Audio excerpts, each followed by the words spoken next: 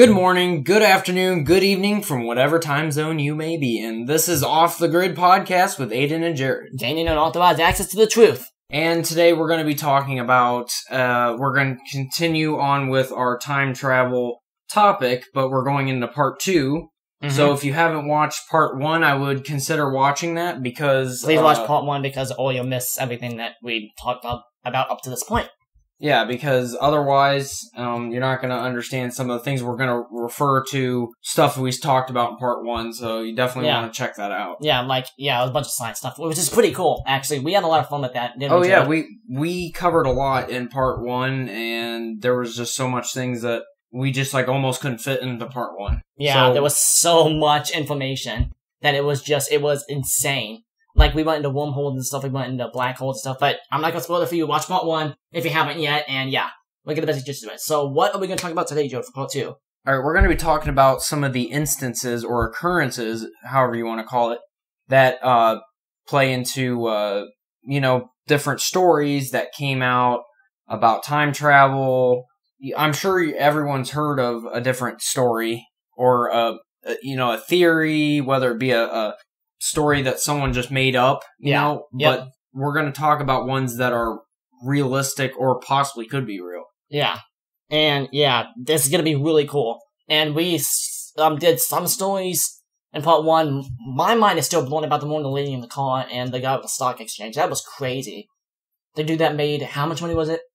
Almost 800 million in 2 weeks or whatever. Yeah. That was crazy. I don't know how he did that. That had to be time travel. That had to be. That's nuts. But before we start, I want to mention that our podcasts are available on YouTube and Apple Podcasts. Yes, you can reach us through that. Yeah, and what's really cool is that Apple Podcasts actually has a video on it too, so if you don't have access to YouTube for whatever reason, you can just, download it on Apple Podcasts, and it is free, so don't worry about that. Don't worry about having to pay for it, so. Yeah, if you have a Apple iPhone, then it should just be pre-downloaded on your phone. Yep. So you won't even have to worry about, going through the App Store looking for it. And it's right there on your phone. And you don't have to, have LTE on or anything. You don't have to have data.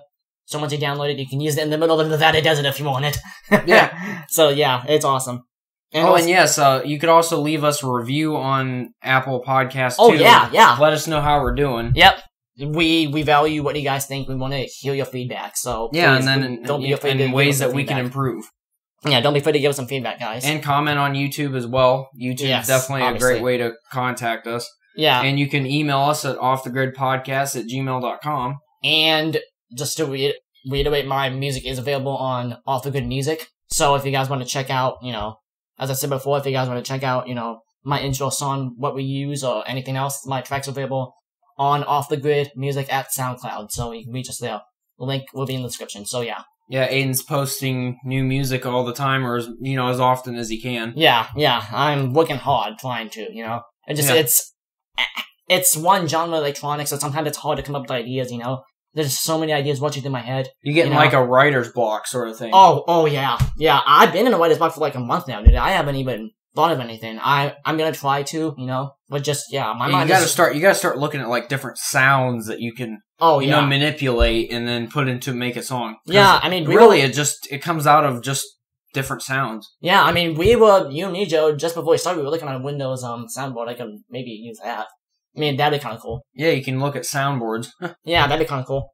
Alright, so, what we're going to be talking about tonight would be the instances of the Philadelphia experiment. But before that, I want to talk about something that relates to the Philadelphia experiment. And this is something called the Montauk Project.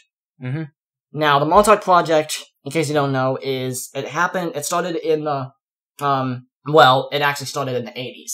And what they did is basically they were working on stuff like, teleportation, mainly time travel, but also contact with alien beings, telekinesis, contact with, other dimensions, and just wacky stuff. And they were doing, now I don't know what the experiment was called, but, they were doing this experiment. And keep in mind, guys, this base, it's in Montauk, Long Island, right? So this base, you only see, it's called Camp Hero.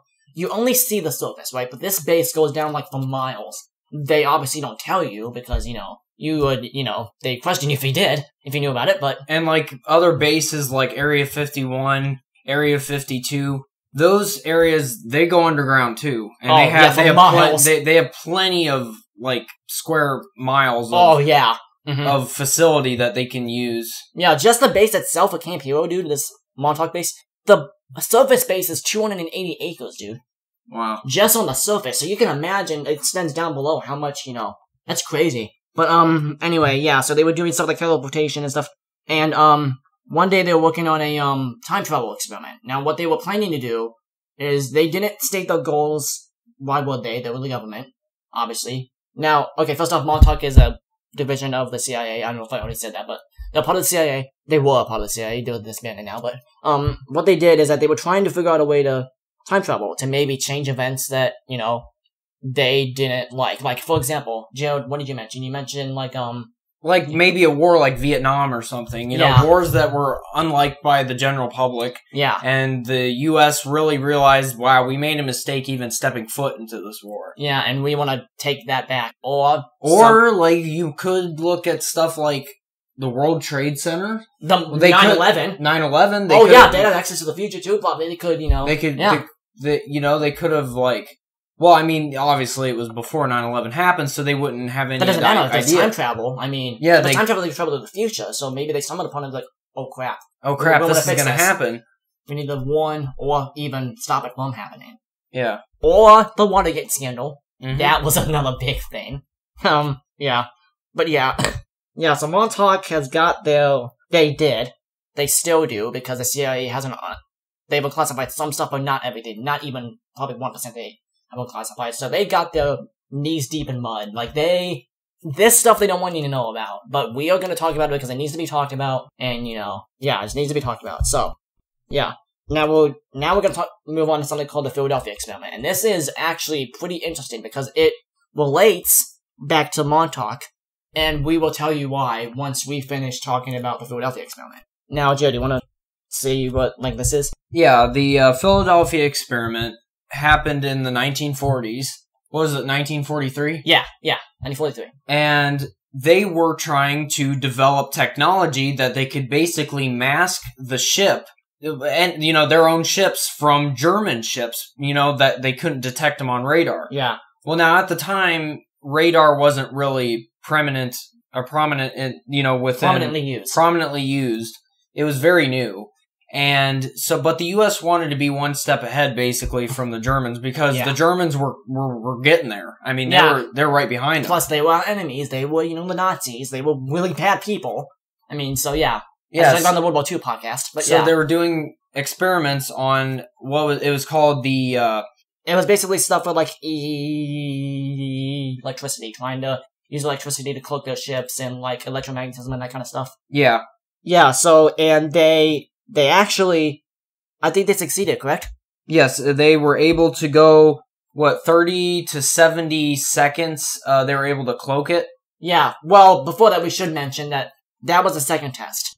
There was a first test that they actually, now the video didn't state this. We watched a video to, kind of research it a little bit, but I knew a little bit about it beforehand, but the first test, they made it almost, I think, an hour. Mm-hmm. Before they, went back. Yeah. So, yeah, well, they didn't really travel, but that'll happen later. But, yeah, they cloaked their ship for, a half hour. And during the first test. It was the USS Eldridge. Yes. That they were experimenting on. Yes. The ship, like I said, vanished after 30 to 70 seconds.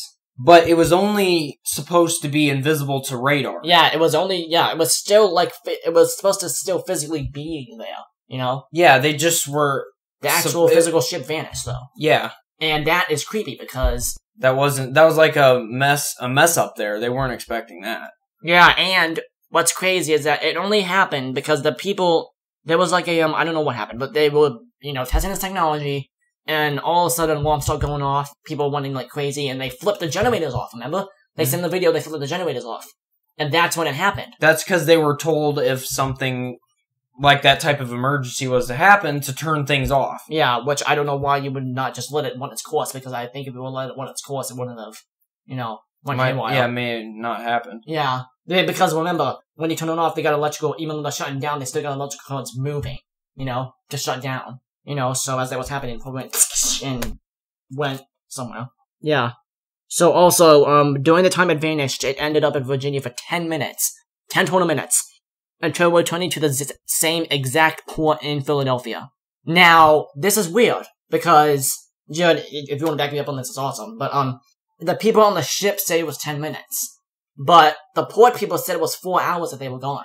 It's almost like the time was different, depending where you're standing, if you're on the ship or you're on the dock. Relativity, like we talked about, time dilation, all that stuff, yep. All that stuff. Because time is very tricky. Oh, very tricky. It's really wobbly. Yeah. So if you were to like, reference. if you were able to time travel and you go back in time, you can go back to the time that you traveled from. You can go right back to that time that you started at. Yeah. So it's not like you really lost any time. So that's like almost what happened there. Yeah. But it was by accident. Yeah. And when they got back, now this is really weird. The mast was broken off. So we don't know if it was stuck in, if it got stuck in wherever they went. It could be at the bottom of the ocean, wherever the year they went, So anyway, the mast was broken off, and people were literally melted into the ship. Like, melted into the metal of the ship. Like, Jody, you want to come explain what I mean by that? Like, melted. It's like their hand, basically, imagine your hand going through a table, and then the table closes, like, on your hand, kind of like and teeth, it traps, like handcuffs. Yeah, snapping shut on you, yeah. Yeah, and you can't get out of it. Basically, the best way I want to think about it is their hands phased through the table and got stuck there. So, like, they had dead sailors on the bottom, they had dead sailors on the top floor, and they also had people stuck in the middle, which would be terrifying. Now, there were people that did survive this that were melded, but they had to, like, amputate them. Oh, yeah, their arms had to be cut off, yeah. Well, or whatever was trapped. Yeah, whatever was trapped, yeah. Man, that'd be horrible. Yeah, and then, the people that did survive, they didn't get melded, they became sick. Very, very ill, but from an unknown pathogen.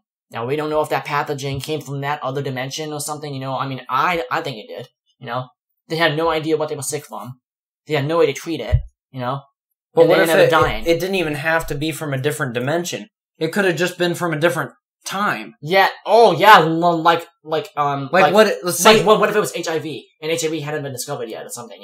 Yeah, some disease that was in the future that they went to, which supposedly the ship itself went into the 1980s, right? Yep. 1983 to be exact. Yeah. So yeah, this is crazy. Which we're going to explain. There's a survivor of this catastrophe that spoke out to the public, and he explained it in his own words what happened. And what's his name, Aiden? It's Al Bielek. His name is Al Bielek. Yeah, and he was one of the survivors. Like Jared said, he's one of the survivors that spoke up about it, which he was very brave for doing that because the Navy wouldn't want you to. He basically reiterated the points that he actually did see people that had their hands and whatever different, like melded into the metal. Not only that, but his story, he says he dove, which I think is a stupid decision, but he dove, like he, went, what's the term? He dove, he went overboard. Yeah, because he was trying to escape the boat. Yeah, him and a buddy of his. Two of them. Yeah, him and, no, not a buddy, him and his brother. Right? Yeah, they dove overboard. And supposedly his brother was stuck in 1983 still. Supposedly. Still? To the... What? Yeah, remember he said in the video. He said, my brother is missing. And I don't know where he is. Ooh. So he could be still stuck in 1983. So this Al Bielek guy has gone completely paranoid probably, trying to find his way back there to get his brother. And, as this being by accident, there's no way to actually manipulate it to get back. Well, I mean, because there's so much, like we said, there's so many different things that played into it. Yeah. Well, like the Montauk experience. Yeah, that's what I was gonna say. Yeah. Nothing that the sailors can do on the ship. The Montauk, that's a different story. They were the ones that were working on the, time travel. They were the ones that made portals. They were the ones that made, I think... This is Aiden's theory. Yeah, I think, well, not just my theory. I did a lot of research, and I went to places... did different searches, and I found what I believe to be an actual file that was somehow leaked online about the Montauk Project. It was talking about stuff like, the different atoms they use, the type of materials they use to construct the portals, the type of, where the base was specifically, how how deep it went down, how many levels there were, how many workers there were in each level. You know, basically like the blueprint of the establishment. Oh yeah, not only that, but like what they were planning to do. Like all they said is that it got there's so much disturbing stuff in that file that I can't say some of it because it's too disturbing, you know? But like, it basically said that their goal was to change history as it has happened. Like, I don't know if that means, you know, changing Vietnam or whatever, but, you know, yeah, they said their goal was to change history. And they messed up, and there was, in 1983, as I said, which coincidentally is the time the dude arrived in, on the ship, you know? Mm-hmm. Al arrived in 1983. But during that year, they were working on their time travel experiments, so they always do, probably 100 levels down, somewhere deep on the ground, you know? And there was a catastrophe. There was a, like, how'd you put it? Like a, portal malfunction. It was like, you know, there was like an overload of energy and stuff, and it, you know, shot. It went out of the facility. Oh yeah, not only that, yeah, but it shot bolts everywhere, it shot, you know, electricity everywhere. And we think, now, at least I think, I don't know if Jared agrees with this. Mm-hmm. Tell me if you agree. But I think that bolt that flew out of, I don't know if it's a bolt, it's probably just energy or whatever. I can only think of it as a bolt because that's how I can comprehend it, you know? Right. The bolt hit the ship and that's what caused it to vanish. I don't think it was that equipment. I think it was a ship. But No, not the ship. I think it was the portal that malfunctioned and the bolt hit the ship and it caused it to vanish. But what you were saying that it's a bolt. Well, in the pictures, if you look up pictures of Eldridge, it's just a flash. It's well, they show lightning that's hitting the boat. Yep. So they think it's lightning. They think it's lightning. Yeah, like regular natural lightning, but didn't it look purplish? Yep. It had like a purplish glow to it. That is exactly, they said in the file. It's some type of purplish matter or purplish energy. We don't know what forgive me for my language here, but they said they don't know what the hell it is. But they said they're working on it. You know? And they're trying to discover what this element is. And this goes into a bunch of stuff that we talked about in part 1, like antimatter and stuff, you know? Mm-hmm. Like, yeah, trying to create wormholes and stuff, but yeah, they messed up big time. And this doesn't just affect the Philadelphia experiment, Joe. This affects all the story you talked about. Right.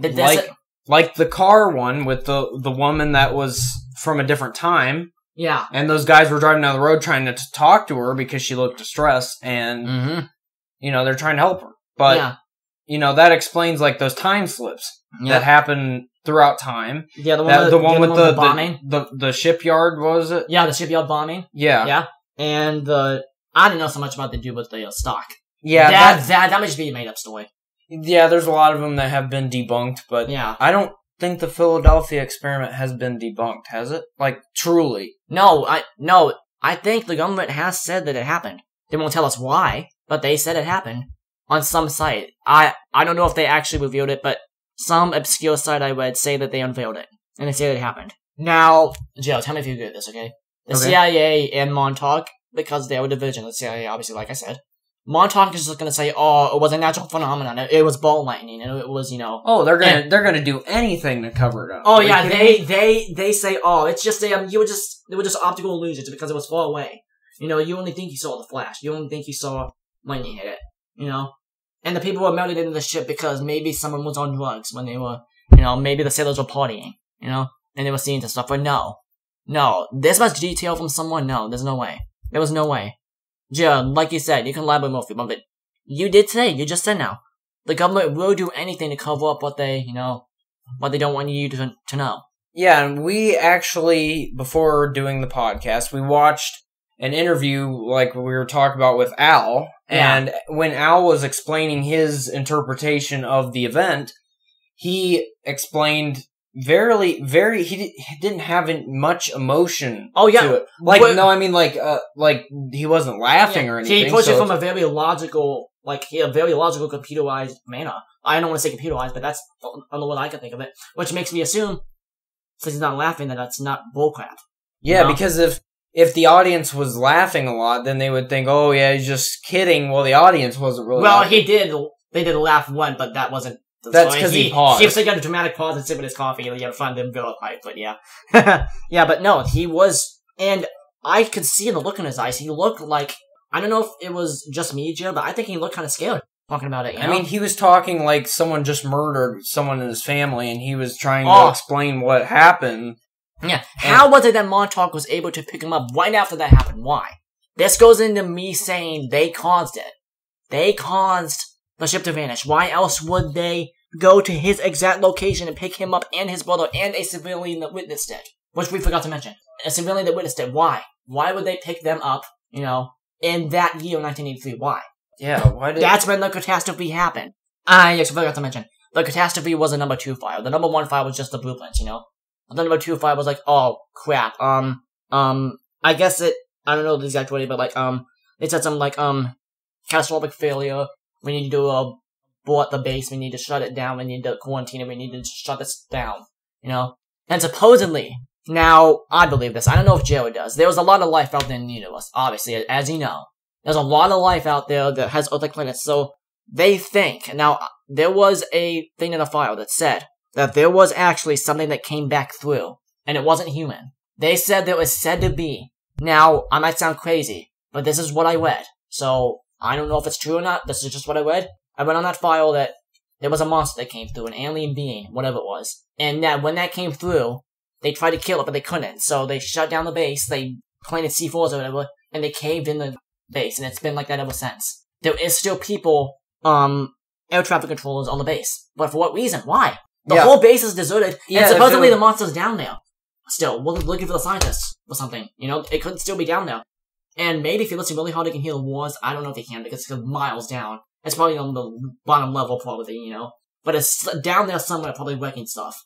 It's trapped down there. Because the government wanted to trap it down there. But I don't know why there's still air traffic controllers. Why? The base is abandoned. Yeah, if a place is abandoned, why would they be protecting it? Why? Yeah. Mm-hmm. I mean, what are your theories? Do you believe in the monster thing? Like, it may have come through and it's trapped down there and they trapped it down there? That's just a report I read. I don't know if that's true. But I think there is some convincing stuff because of it. Looking from a more realistic standpoint, if you look at the fact that our government does not like us trespassing on property without, proper permit But the base is abandoned though, dude. Either way, they don't want people snooping around because then they might find stuff that has been there before and that they failed to pick up. Mm-hmm. When they abandoned the base. Because when they abandoned the base, what did they do with all the stuff that was there? They had to move it somewhere. Well, didn't it just say you watched a documentary about Area 52, correct? Yes, Area 50, because the thing was with that video was Area 51, they had all the alien technology, okay? And then that's what they claimed. Which they claimed, with theorists put together that they moved all that stuff, the technology, say that, UFO device. Like anti-gravity engines, weapons, all that. Whatever, whatever. Yeah. They moved that over to Area 52. Yeah. And the Area 52 is where they started, storing all that equipment, maybe even testing on it, to try to develop machines that we could use. Reverse engineer it. Yeah, reverse engineer it to where we could actually use it in war.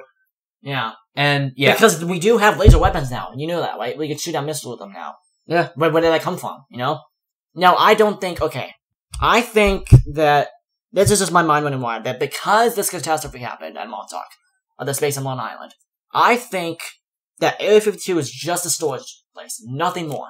They don't test anything. I think the actual testing happened at Montauk, and they just moved it to Area 52 because they were in a frenzy when that catastrophe happened, everything's melting down, there were wormholes everywhere, people getting sucked in, and they just want to get that stuff out of there as fast as they can. Move it somewhere. Because the last thing they want to do is lose all that stuff. Oh, yeah. They don't want to get sucked in by this black hole or whatever the heck they caused. Yeah. Portal. Or something. Something happened. Something happened there that got that base shut down. And this happened in 1983. So how many years has it been since then? At least 30, right? Right. And that base is still, man, what I want to give to, I'd probably die. But what I want to give to... Which is 35 years. Yeah, 35 years. And there was still air traffic controllers monitoring it. Why? Almost 40 years later. 3.5 decades later. Why are you... why? Yeah, there has to be a reason. There's got to be either A... Wait, okay, so does this... Before I move on. Yeah. What does this site look like now? Is it like in rubble? Or is it like regular, like, as they left it? Is there any damage to the property? Other than the underground, as I said, being caved in because we think that they'd escape. Other than that being So it's actually caved in? Is that true? That the parts they don't want you to see are caved in. They were strategic in which places they bombed. Because they just wanted it to be, you can actually tour the base. The normal surface. Oh. But they don't want you to see the bottom of the base. The parts that they actually want to protect and the parts that they actually worked on stuff, They caved in on purpose because after that event happened, I'm just gonna call it the catastrophic event. After the catastrophic event happened, the time whip, they said, okay, we are never testing this again. We lost a lot of people. There were 1,138 people on that floor alone. They're working on the time and teleportation were on the same floor. Because obviously, they're almost the same thing. Oh, yeah. 1,138 people working on that floor. That was in the file. The file that I saw, the depot. But, they did that, and then they, and then all of them just went missing. I don't know if they died, but yeah, all of them went missing. And not only that, but as you know, as black holes or portals or whatever get, suck more and more in, they grow bigger and want more energy. So that probably consumed all the floors of the base except the surface, Yeah. So, I don't know what's down there. I don't know if it looks like The Walking Dead down there with, lights and wires hanging out of the ceiling and stuff. I don't know. Lights flickering. Like in Stranger Things would be more like it, yeah. Ooh. Yeah. If that monster's down there. What if there's monsters like the Stranger Things? The Demogorgon, you mean? Demogorgon, yeah. No, I think it's more like something we can't even fathom. Like something we can't even see, probably. Because it's from another dimension, It would just be like a shadow, probably. What if it was something that's harmless, though? Something that possibly they just don't want to release it out to the public because the public's going to be freaking out, be like, this is what type of thing you have down there? The file stated it killed scientists, dude. The file stated it destroyed equipment and it killed scientists. So it's confirmed that there was another creature down there. There was a creature down there, yeah. They said whatever it was, we don't know if it was a creature or an entity. It could be an entity, we don't know. But they said whatever it was, they said it's an entity because we don't know if it's an actual physical creature. It just looked like a shadow or whatever, And it just destroyed the base, it killed the scientists, and that's all. So, yeah, it probably is still down. I don't even know how if it's shadow, I don't even know how it hasn't escaped yet. They probably, Montauk probably had, force fields and stuff to probably imprison it, They probably have, force field technology and stuff, like gates and stuff. Like in Star Wars, where they have, force field gates, probably to trap it, Yeah. Probably have stuff like that down there. Jared, would you want to go down there and find out? Because I don't know. There's some stuff that they have done that's not... I would be very interested to go down there. I would want to send maybe a probe of some kind. Oh, yeah. Because I don't want to go down there. Don't risk any more lives trying to go into this facility because you don't know what type of things are in there. I mean, there may be, some chemicals that could kill you if you breathe it in, from other dimensions, or other times, or or some experiment, man-made thing on Earth that, they put together and, if it's real, I hesitate to say this, but it's the creature thing might be down there, and you don't want to come into contact with that thing if that's real. You do not want to come into contact with that. I would crap my pants if that thing was real. I would not want to be down now. And what's to say, if you were able to gain access to this area and you got down there, what would happen because if you go down there, that means that there's a way out. So if you go down there, it might be able to slip out when you're not looking. Oh gosh, and wreck oh man. Or go up to higher levels of the facility and there's tours and stuff up there. And then kill people that are touring, yeah. And then... Oh gosh. Yeah, oh man. There is something... Because they've said there have been mystery booms all over the place. In Arizona. And have you heard about this? No, I haven't. They say it's not related to... It's something completely different from Montauk and time travel, but they have said that there's been these mysterious booms all across the country. There's been poof, poof, explosions. And there's nothing. There's nothing. They don't know where it's from. There's these explosions. So it might have already gotten out. It might have already gotten out, dude. Whatever this thing is. If it got out. This might be a stretch, but what about reported sightings of Bigfoot and stuff? How that people report different things like that? Yeah. What if that was what if they happened to see something like that was trapped in the facility? You mean a cabin in the woods kind of thing? Yeah. Cabin in the woods. That's a whole movie, but yeah. Oh, that movie's hilarious. But yeah, that kind of thing, yeah. Like, where they house a bunch of... Maybe that's not the only creature that was down there. Maybe they housed a bunch of... We don't know. We don't know. What if there's... The portal is still open, and there's things just leaking out? That probably... Like in Danny Phantom. Like, it's a ghost zone, you know, and there's things coming out. No, but no, seriously, I don't think it's spewing out. No, there has to be just one creature. Because it's shut, but that doesn't mean it's still sucking in stuff. What if the portal, like, if somehow I go down there, like you said, you know, and I research this, go down there, look for stuff, you know, with a little flashlight, I'm scared out of my mind, and I accidentally crack open the rocks, you know, that are caving, that are protecting, you know, walling it in, and the tool is getting sucked in, you know?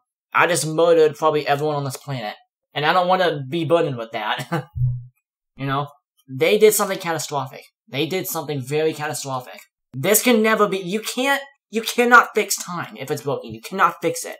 Only God can. You messed up God's perfect creation. Once again, us humans think we're arrogant. And I mean, not arrogant, but we think we're perfect, you know? We know how to control things. We want to be like God. That's like, you know, with us trying to bring back the dinosaurs. Yep. Jurassic Park. Yeah. Man. Joe, what would you do? And now, I'm scared out of my mind because I don't know if, you know, people are gonna show up at my door. I don't know if, you know, they're gonna go after my loved ones, you know? This is some crazy stuff. I mean, like I said, I think we need more actual proof. You know, not like more government files in order for someone to actually come I only read 2 files. And plus, it would be a lot more harder to find those files that were, you know, classified information that wasn't actually released. I don't even know how I stumbled across it. I mean, I was just looking and I found it. And I was like, oh, what's this? I don't know if that's a crime, me clicking on and looking at that, but, you know what I mean? Yeah. Because with most files, what they do is that the black lines, you know, they black out the names, but it wasn't blacked out, you know? The sensitive stuff wasn't blacked out, so I don't know if that's a crime looking at that, you know? Oof. Yeah. So this is some weird stuff. Now, do you want to talk about how it relates to Philadelphia? How it relates to, you know, what, you know? Do you have any ideas? The lightning, well, like we said, the lightning, or whatever bolt of energy of some kind hits the boat. Yeah. And that causes the change of going back or going in the future to 1983. Yeah. But so the original project was to cloak the ship. Yeah. Which that was supposedly the U.S. successful. Navy's project. I want to talk the U.S. Navy's project. Let's read about it. The Navy's project. It was the Navy's project. It was a separate thing. Yeah. They did not do anything with teleportation. They didn't even know that existed. They weren't trying to do that. You know, that was Montauk. That was them. And so supposedly it was successful. The cloaking. The cloaking, yeah. Yeah, they're able to do it at least up to 70 seconds. Yeah. And then once they did that, was it after that and then the lightning hit, or was it like in the middle of it? Yeah. After the enemy went off. But what's weird is that now I need a form of chronology here, because this base is all the way in Long Island, and this other port is only in Philadelphia. So that's a long way away, you know? So this catastrophic event, the Montauk, you know, this was happening as before they even switched on the equipment. So there has to be a connecting line that because of Montauk, it caused the ship in Philadelphia to, you know what I mean? There has to be some form of, like the bolt, I don't know how it traveled across states. It's a form of energy, so you would think that somebody would see it. No, it's probably invisible. Until it hits something. Until it materializes. Yeah. Whatever, you know, wherever it was. Maybe it only materializes once it hits metal. Once it finds something metal. Otherwise, Aiden, there's so much more things that are metal. It could have hit, you know, a building, for Pete's sake. Or a tower, or a radio tower, or anything. That's why I said it's so catastrophic. That's why I said it. It's affecting stuff even nowadays. You know? You know what I mean? Who's to say that it didn't affect things as it went over to Philadelphia? It probably did. It probably affected the whole freaking Earth, dude. Because there's reports of people in Japan vanishing and going different times. There's people, you know... It probably affected the whole planet, dude, you know? And so that's... Because of this one little catastrophic event, this one little event in Long Island damaged the whole planet. The whole time continuum was, you know, disrupted by this. And that's kind of what our theory is that time slips are occurring because of this. Because of this, catastrophic failure. It had a much bigger effect than what they thought. They're like, oh, it's that's over. It may have struck that ship. Yeah, they didn't even know at the time that it hit the boat. Probably. Nope, they didn't. They didn't intend to do that. They didn't even know it happened. But here's the thing, though. Like you said, this test was in 1983, and the ship was in 1940. So how did it? It wouldn't have traveled forward. It would have had to travel. Wait, what? Wait, we're confusing ourselves. No, it had to have traveled back, not forward. Okay, wait. Let's establish what time the experiments were at. Okay, so the Montauk thing happened in 83. They were testing in 1983, and the Philadelphia experiment was in 1943. So yeah, they're different times. In August 1943. We don't know exact. The file didn't state. Well, I know what month it is, but I'm not going to say it. Because that's probably going to get me arrested. But I just need to know Montauk is in 1983. That's all I need to know. Is that it was in 1983. And it had to have gone, the bolt of energy had to have gone back then, not forward. But then it had to have, it had to have gone back, but then the ship went forward, so and then it went back again.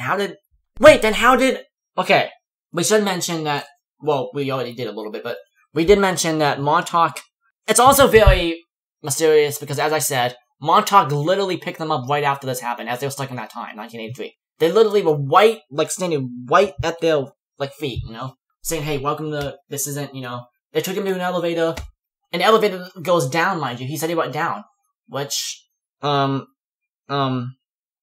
my theory about what I said in the file that says they have different levels, they go down deeper and deeper, because they said they took an elevator down, and maybe to that department.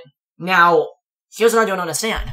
When this catastrophe was happening, because it probably took a couple hours for everything to go to crap, Oh, yeah. So how did they have time to talk to them during this catastrophe? You would think that they're like, oh, we can't talk right now, there's a major disaster happening.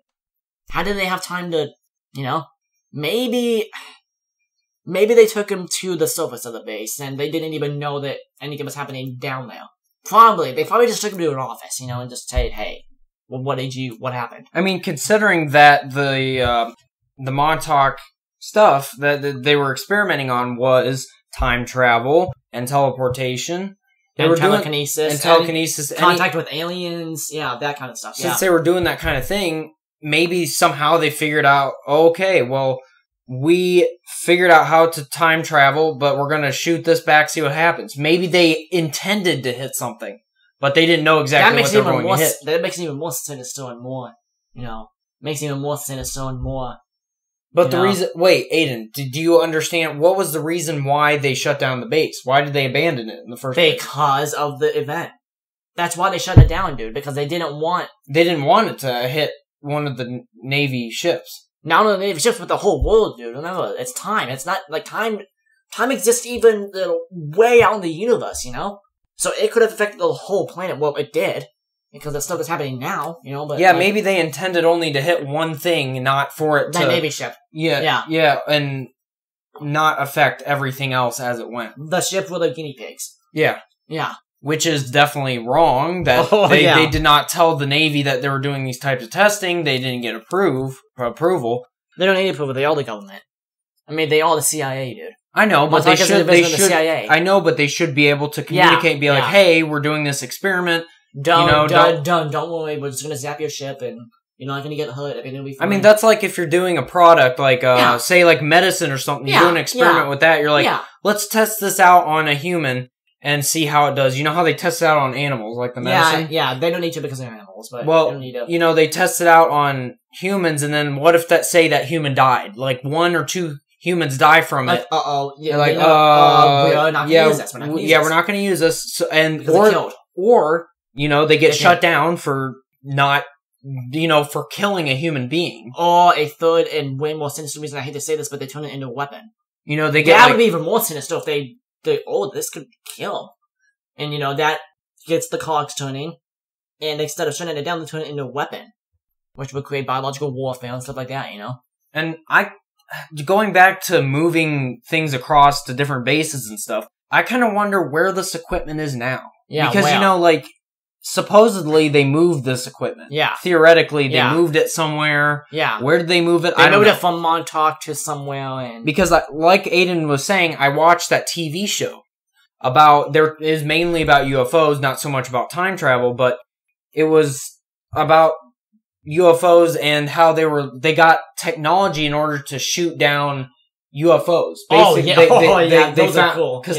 Yeah, they found technology. But why? Developed technology to do that. But you would think that UFOs are so much more advanced by aliens because of aliens, you know. And so so there was a space shuttle, okay, that was launched into I don't know the exact name, so but off the top of my head, but they shot it up into space, and you know how you ever heard that they couldn't really control where it lands? Yeah. You know, it kind of goes down and they hope that it lands in the ocean. Yeah. You know? Yeah. But they were able to redirect it and it landed by Area 52. Whoa. So they're able to redirect tractor beam, maybe. They were able to redirect the landing.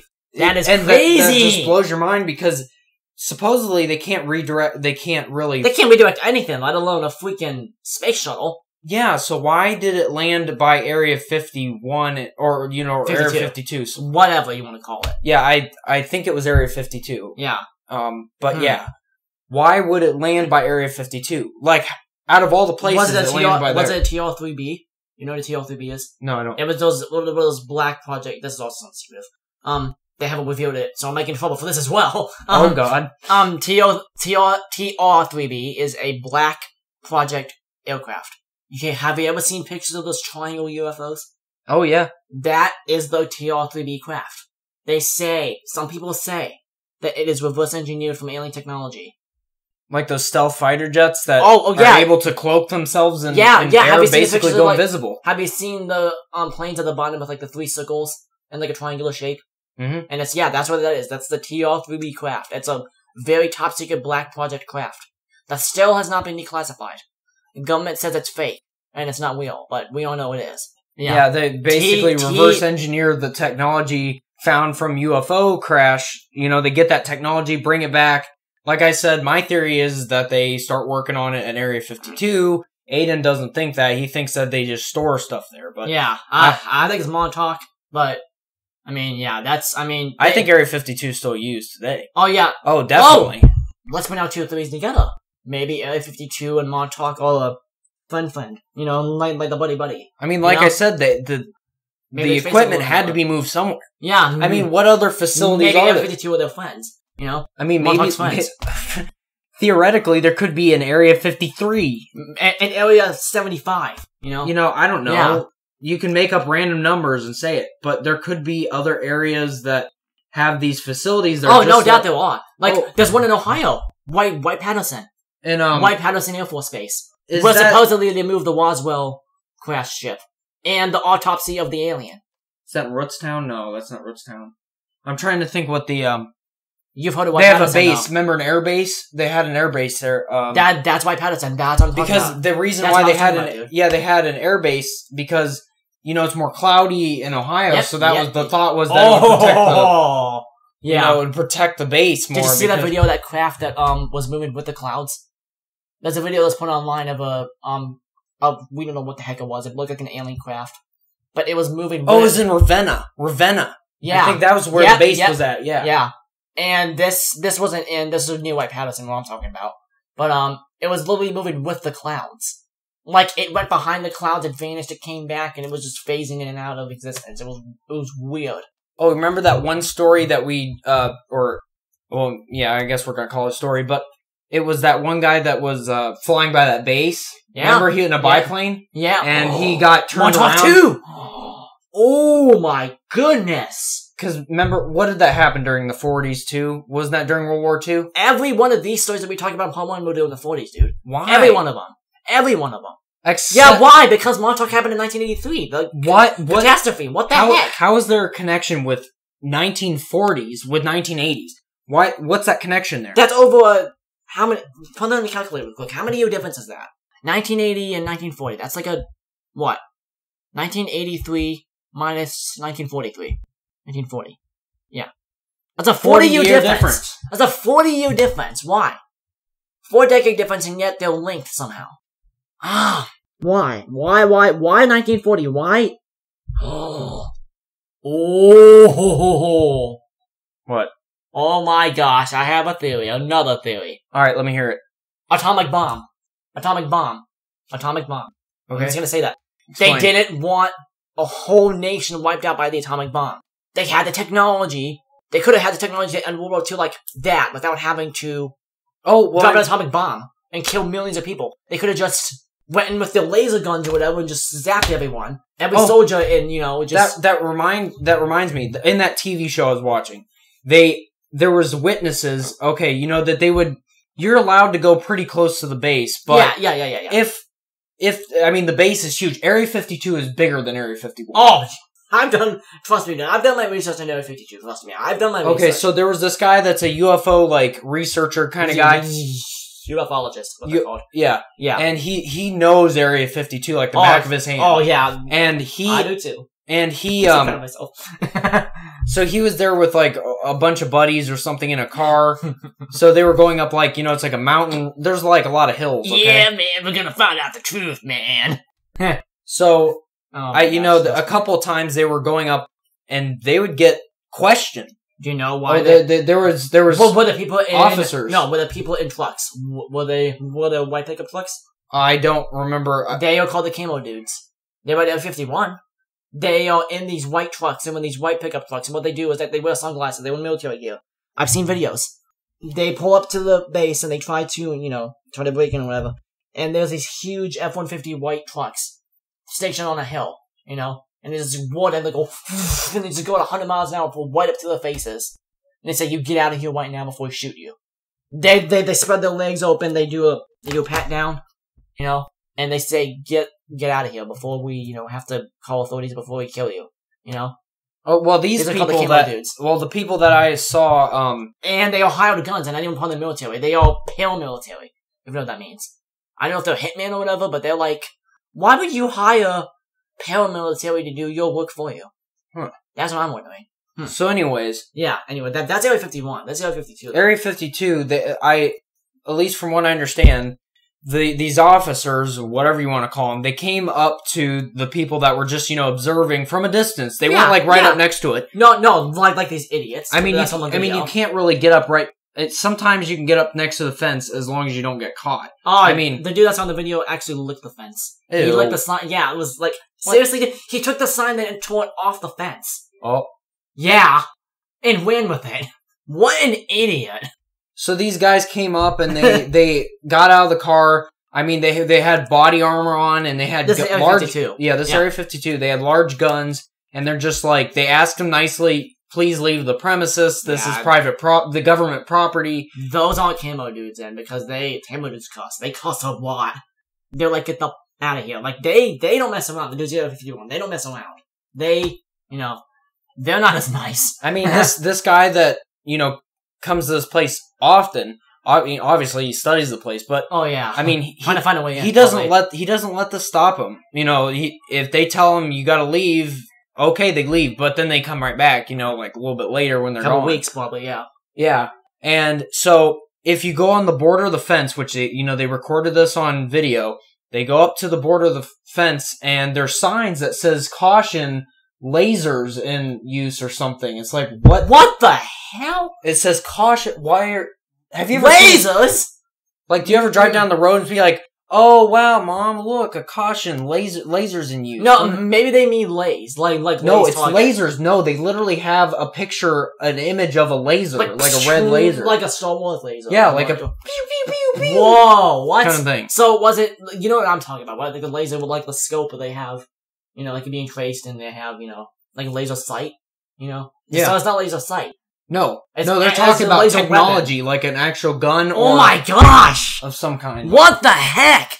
Was thing. on April Fool's, though, this happened? No. Because if April Fool's, the government say, oh, we have lasers! No, this is like a Netflix series, What's it called? Oh... I have to watch it! What's it called, dude? I'll find it. Okay, I have to watch this, though. Anyways, so... This guy, this is at night, okay, so it's, you could see just about anything that's lit up. And so he's standing out, he's from a distance, and he sees, this greenish laser that goes up, shoots up into the sky, straight up. Wait. Oh my god. It shoots... You said it shoots up. Straight up into the sky. Does it open something? No, well, here's the thing. It shoots up in the sky, and then as that thing, these orbs like appear up next to it, like they come up close to it. Like they're communicating with something. Oh my god. You know, say UFOs. Hold on a second. A beam in the sky, you say? Yeah, they shoot a beam up into the sky. That's what I read on the file. That was one of the things that happened. It was like a greenish color beam that goes shoots Yeah, up but in what the I sky. read in Montauk, But this... there was a bolt that shot up, dude, but it was purple. And they had something like that happen. What the heck? So that means that there might be proof that this technology, they still have it there. At Yeah. Area 52. They Yeah. might have actually moved it there. No, I'm trying to piece together what happened, what you said with Montauk. Like, this probably affects everything. No, not time travel, but yeah, what was that beam, though? Was that like the other end of the tunnel that they did in 1983? What was... I mean, it could have been it could have been a communication device in order to, you know, that's what those things were appearing, you know, they were transmitted back to 1983 maybe to tell them, hey... No, like trying to communicate with beings of another Oh, galaxy. Okay. Yeah, okay. I mean, that's the theory. But, I mean, this guy has actually seen it. I mean, this is the guy that... Did he record it? Did he record the beam and the... I thought he had real pictures of it. They look like orbs, right? Like shiny orbs, probably? Yeah, they were like shiny orbs. They pulled white up beside it, too, right? Like, they pulled white up... Like, not too long after it went up into the sky, the orbs, like, started coming closer to it. Like, they were looking at it, almost, sort of thing. Maybe they were just taking pictures. And then I thought when it stopped, when the beam stopped, then they slowly started to go away. Weird. Like, what are they communicating with? What, you know? Either they're communicating with aliens, or my theory is that they were communicating back with 1983. I don't know. And wasn't it in the Philadelphia experiment, going back to that... Oh, no way! There was a glow around the ship, remember? Yeah, not only that, but it was where did the beam came from? It came from where? The sky. The sky. But it came down, and it went up. Okay, so And when did this happen? This happened recently. Like 2018? We're talking maybe 1990 to our current time. Okay, so let's just say 2016. Let's just say that. Yeah. That's because, all the way back to 1943. There's no doubt that these type of experiments are still going on today. Then what does Montauk have to do with it then? What? Because I said it was a huge, but I read in the file, what I read, it said there was a huge, bolt that went out of Montauk. Wait a minute. Like you said, bolts go everywhere. So maybe that bolt in 2016 from Montauk, the lightning that hit it from Montauk, and the catastrophe from Montauk, maybe they're all connected. Maybe Area 52 went down. Maybe Area 52 personnel went to Montauk, the base that was destroyed. Years later. Secretly they're still working on it. Not working, no. They sent, gun teams, to, squads, saying, oh my gosh, what happened here? They wanted to just close the book on it, basically. And they sent troops down there. Like to pretend that they're not working on anything anymore. Yeah, you've all seen the movies, right? Like, well, it's like, the troops walking into the deserted bases and they have, gas masks on and stuff, Like that kind of thing, Going back into a desolated base and trying to find everything. Yeah, that's interesting, though. What were they communicating with, though? In Area 52, what were they communicating with? Do we even know that if they were communicating? And not bringing something? Like I said, it's a theory, so it could be anything. It could be, that they were communicating with UFO. Or they could be bringing in an entity I talked about. We don't know. We don't know. What do you think? I don't know. Okay, let's try to piece this together, okay? Now we got 3 different time zones to work with. What the heck? It's got more difficult than what we started out with. Okay, we got the 90s and 2000s, we got the 80s, and we got the 40s. Most of these reports happened in the 40s, correct? Yes. Of the vanishings most of it and involves in the time intervals between 1940 and 1980. Okay. But now apparently we're getting mixed in with possibly 1990 to current day. That goes back into what I said about it still being effective today. This catastrophe. Montauk catastrophe. Because time slips are still happening. Yeah. And maybe not as... There's probably time slips happening all the time, but people don't witness it. Another theory. Neil deGrasse Tyson says that we can be slipping out of dimensions, slipping in and out of parallel universes and stuff. Well, that's a whole other thing, but slipping in and out of different times and dimensions without even knowing it. Like on a walk to school, we could be, you know what I mean? Mm-hmm. And thanks to Montauk, all this is happening. Thanks, guys. You ruined time. You ruin the fabric of space-time. I'm sure there's plenty of people that are still alive that worked on this. I don't know, dude. Do you think that there might be some... It was a huge event, dude. It was a huge catastrophe. It destroyed everything, but... Actually... Oh, I forgot to mention! Al Bielek did... Remember, what did I tell you before I started the podcast? Before he became a Navy officer, he worked at Montauk. Right. He was an officer in Montauk. So he has insight into that. Oh yeah, he was talking about time travel too, he talked about the portal and stuff, dude. He talked about... Now, people say he's crazy, but... That's because he didn't show any files. I really wish me and Jared had the budget to show you the file I found. Because I would have sent it to Jared and I would have, screenshot it and I would have sent it to you. I wish you would have. Yeah. Are you able to pull that file up again? I don't want to risk it again. I don't want to. I don't want to risk it again. But, I mean, I'll try some other way to tell you. To send it to you. I'll try some other way without actually having the file. I try to give you a basic lowdown of what they have declassified, Well, if you can't find it, I'm going to try to find it myself. Okay. You're going to have to do some deep digging, and you might get hacked. Because it's the deep web. I don't think you want to go to the deep web, dude, because it's, it's... Never mind, we'll talk about that. But yeah, you know what? I will send it to you, okay? I'll send it to you. Try to find it. Yeah, I'll try to find it again. Okay. Yep. I mean, it's so weird. Now we got 3 different time zones to work with. We got the 2000s, we got the 80s, and we got the 40s. Why those times? Why? But there is possibly things in between, like say the 1950s that were affected too. Oh yeah. And 60s definitely. Well, what happened in 19... Oh, yeah, we're gonna get into that in a sec. What? What? No, I was talking about the space, remember? Oh yeah. Oh my gosh. Man! This event could have affected everything and not just on Earth, dude. This is crazy. Like, okay. We could talk about this really quick, and then we have to... Remember, cosmonaut. Yeah.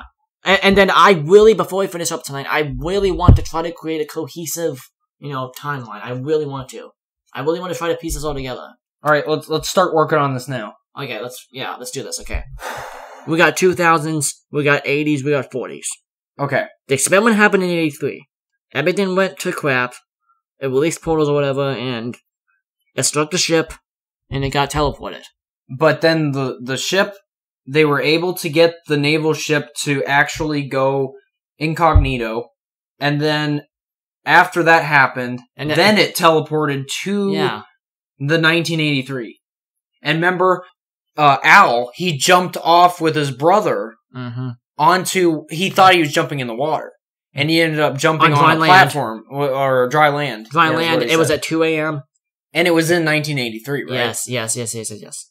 And after that, then did he talk with somebody? He talked, like I said, he talked from the Montauk people. They pulled him over and they drug him to their base, dude. What they were doing. They drug him to their base. And as I said, they went down the elevator, they explained to him that they were in 1983. All he wanted to know was where the heck his brother was. That's all he wanted to know.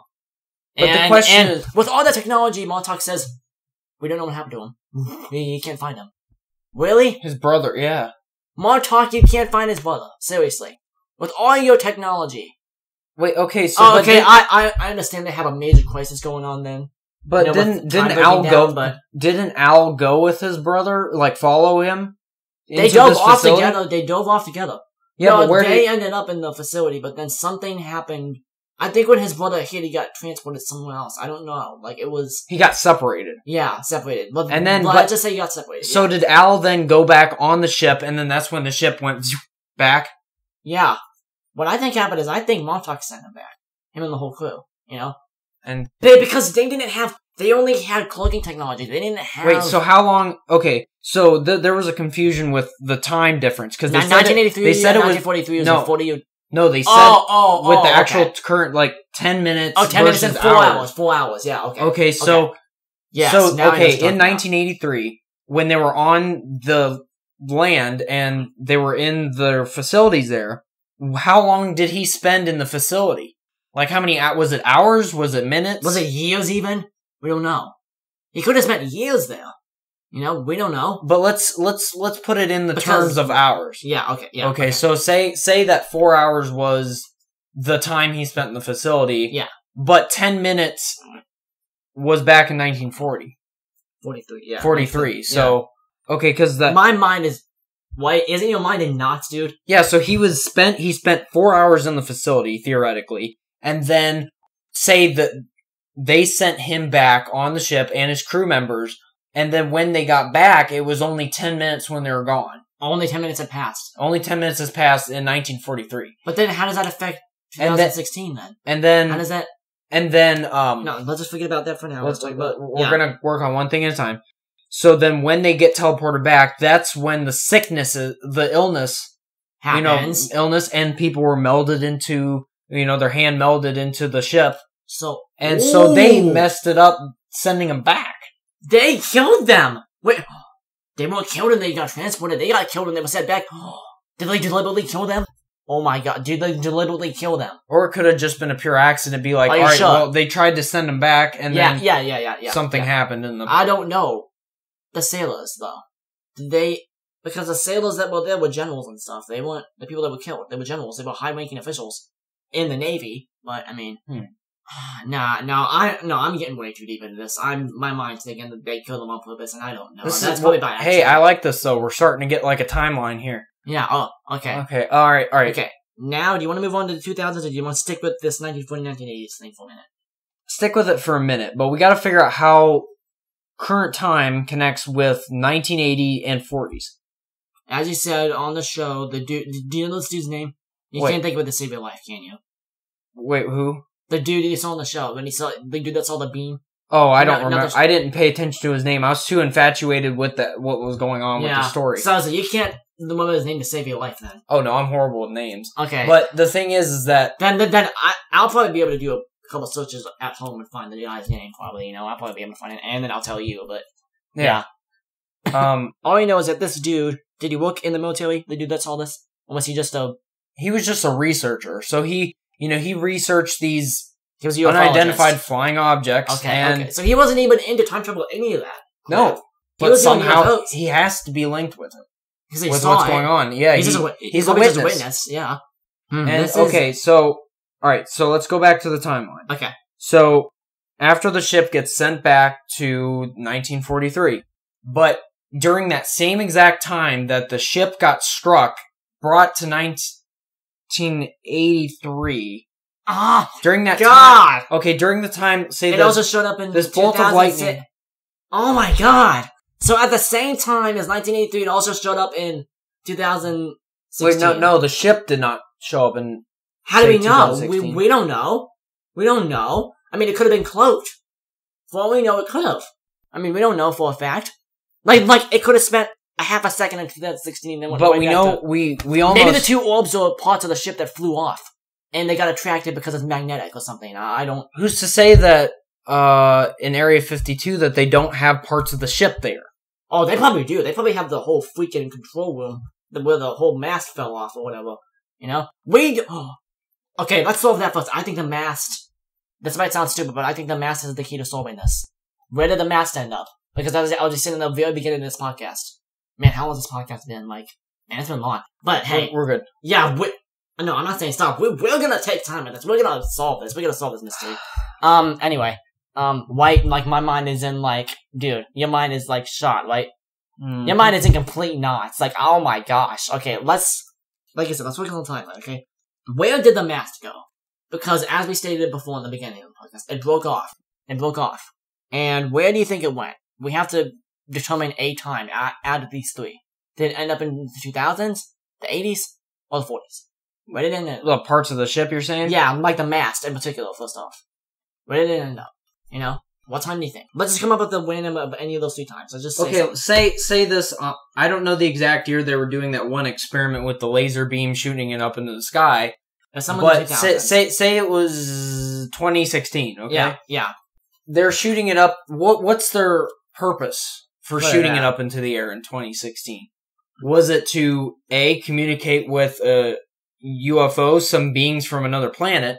Or B, was it something like they were trying to bring something back to 2016? Maybe they were trying to bring back the ship, the whole entire thing. Yeah. So say they had parts. The technology.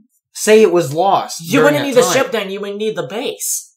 Because the ship didn't have the technology. The ship just got vanished. It had just cloaking technology. It didn't have the portal. You have to zap into Montauk if you wanted that stuff.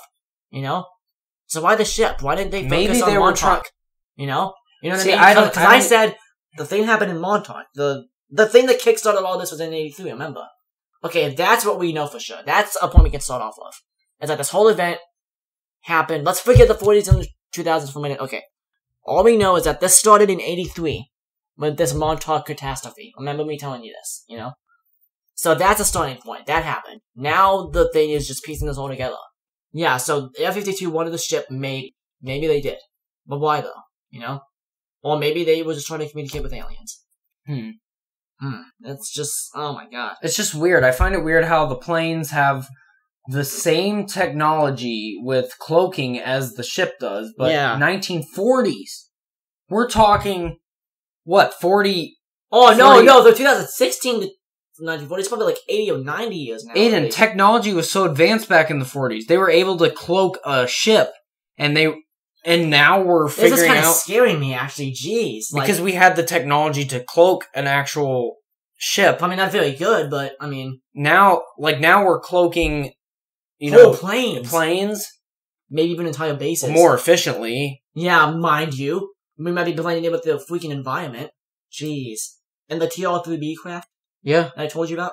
Oh my gosh. Okay, we have to come up with a cohesive timeline of events. First off, happened with 1983 in the event. Yes, and then they start the ship. That's event 2. That's event 2. Start the ship. The ship gets sent to 1983. Yes. Montauk sends them back. Which in that time there's deformities, there's illnesses. You know that illness. Yeah. Illnesses, yeah. And it might be more than one. But yeah. And then they develop stuff, yeah. Which but the question is not to try to get more confusing, but it's already confusing as is. Yeah. How can I confuse it? Time travel's confusing, guys. Remember, it is. It's time travel. It's not supposed to be... The question is, in between the time that they sent the ship back to 43... Yeah. What the heck was Area 52 doing? Aiden, think of this. My left hand is 1943. My right hand is 1983. Oh, man, dude. Your body's stretched. My body's stretched. Okay. Oh my gosh. And, that's awesome. Okay, so in between my hands, what happened with the ship? Where did it go? That's what we want to find out. Because it had to travel to get there. Say, like the TARDIS traveling through the, through the, I don't know what you want to call it. The time vortex. Time vortex. That's what they call it. Yeah, the time vortex.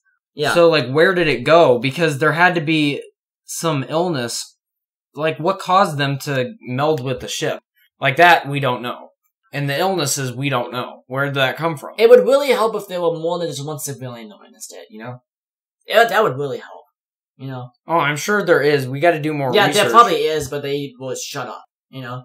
Yeah. Or some of them, they maybe died before they came out with the story, you know? There was, they survived it initially, but they ended up passing away from the illness.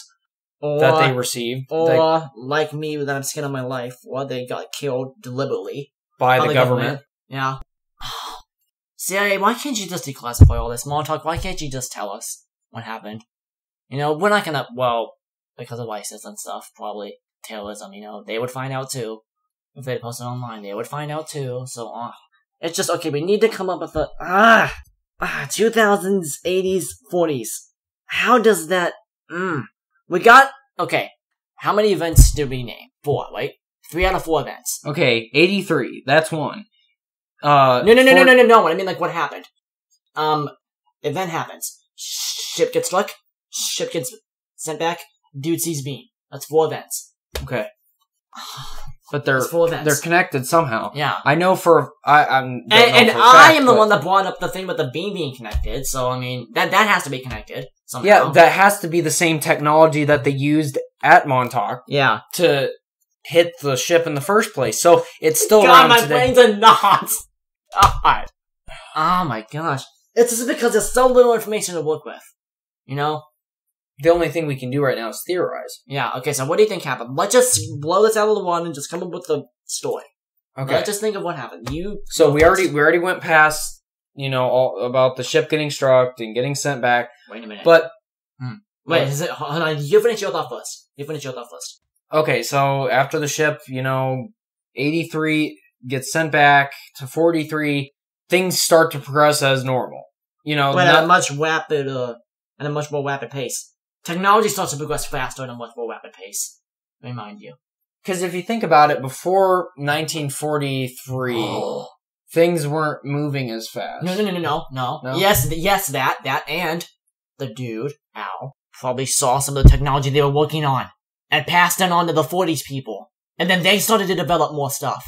And it started to build on to what... Until 2016, where we have planes that can now even cloak themselves fully. Therefore... What if it's Al that did all this, that made all this possible? Ooh. And not aliens? You know, what if there's no aliens? What if there's no aliens at all in this story? I mean, that doesn't mean that aliens don't exist. No. I definitely believe that there's other beings out there. I want to go back to the monster thing. What if the monster itself is a time monster or something, and it can, like, it's just, have you ever seen Ben 10? Oh, yeah. Do you remember the Ben 10 Alien Force episode where Professor Paradox, where he first appears, and it was a Lost Solar Dad? Yeah. And the creature, is, if it's phasing and it says it can age people and stuff. Yeah. What if it's a creature like that? But instead of aging people, it can change time and stuff, and it's just going through and, you know what I mean? Yeah, I can't jump on board with that. Yeah, okay. I think that's a little far-fetched. Yeah. Because that would mean that this creature can't be, stopped. Well, stopped, but also, not civilized, you know what I mean? Yeah, it would be a lot more catastrophic. It'd probably, this house would be and stuff, yeah. I mean, it would have to be very civilized in order to do all this, I think. To have a plan in order to attack specific areas, yeah. Yeah. Okay, creature out of the question now. It's probably still trapped down there. That's not important now. The main focus is this beam that has affected at least all these different times. Okay, we need to connect the beam to the timeline. How it connects in the timeline. This is like Five Nights at Freddy's. Like this, have you seen the game theory videos? Five Nights at Freddy's? Oh yeah. They were this confusing. But this is real life, though. This is real, It's not a fake game, this is real. Okay, we have to connect the dots. Okay, so after... I have to find out the dude's name. He's probably still alive. Maybe I'll find him and I'll give him a call. I'll give him a call and say, hey, I'm a me and my friend did a podcast, and hey, I want to ask you some questions. Aiden, where were you that day when you saw? I don't think this Al guy is still alive because no, not Al, the dude that saw the beam. Oh yeah, I'm calling him. Yeah. I want to find out his name. Sorry, you said Al. That's why I was thinking. No, I said I want to find out the dude that. He's definitely still alive. Yeah, that's what I want to say. I'm going to call him.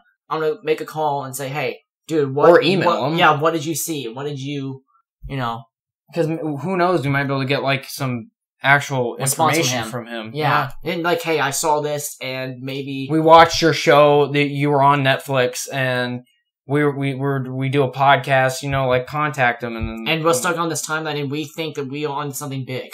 And I'm gonna explain to him about this whole Montauk thing and how maybe what you saw wasn't aliens, maybe it was something that happened in '83, and it was And he'd probably be more than willing to help if he's blending in all this. Yeah, throw it out there. Just see what he thinks. He'd probably want to help about all this. Yeah, he'd probably say he was exactly where I was. I mean, this exactly what I was doing. I mean, he specializes in UFOs. He doesn't know anything about Montauk or any of this. I mean, assuming he probably knows a little bit, but not on the level of being an expert. Yeah, like we've been researching. Yeah. Okay, so then I'd have to ask him just plainly, what did you see? All right, so what we're going to talk about? What happened was, theoretically, after the facility got shut down, they decide whatever happened. Say there is a monster down there, okay, and it did, collapse. They caved in on purpose. To trap it. Yeah, and then they moved all the equipment to try to save it. During this time. It was, say 1980. What year did it shut down? Do you remember? The base? Yeah. What was the official year? Do you remember? The same year. 1983? Yeah, only a couple months after. Okay, so 1983, they start a couple months after the ship got sent back. And a couple months after the incident. The incident's the starting point of all this. Yes. A couple months after the incident, they shipped the equipment. Yeah, and then they start moving this equipment to say, theoretically, Area 52. This equipment, has been, in dormant. I don't know how many. Say there was a gap years between. Yeah.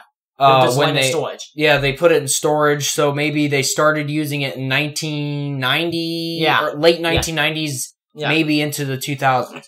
during this time, they're starting to experiment with, say, they're trying to maybe teleport like I said, they're bringing down UFO stuff. Like, they're able to redirect stuff.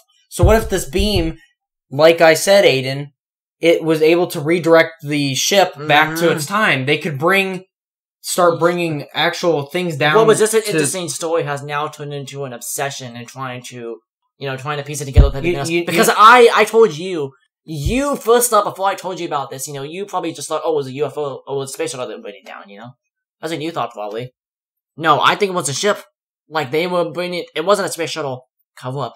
I mean, Aiden, they're using this equipment again to bring down, they're trying to see if this technology, they could use it for other stuff. Yeah, but they end up bringing the ship. Okay, so the people in 2016 don't know either what's happening. But they have this equipment that they used in 1983. But there was a gap here. They're probably thinking they didn't know they probably were in the base and they're like, what happened here? They don't know what happened now. No. They don't know that there was a huge time slip. I mean, not slip, but huge time whip. Because there's changes in power between that time. Because there's people that retire that maybe were working with that project. Yeah. And now it's in the hands of younger generations. Yep. Oh yeah. Now people they're like that are 18-year-olds and they can't even begin to fathom what. They're trying to use this technology right now is being used to redirect, space shuttles, that they brought that space shuttle down in Area 52. Yeah. But now it's being used for other stuff. So right now it's still being used, I think. Okay, up to this current day. But why? Why? Do you want to come up with some ideas? What do you think? Maybe they are using it for, like, if, a plane goes down, or if, Yeah, like for catastrophes. Another story.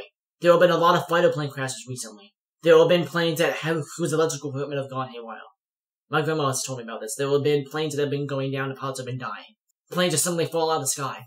Their equipment fails and, 20 plus pilots have died because of this. Of all these planes crashing. Could it be that the tractor beam's pulling them down?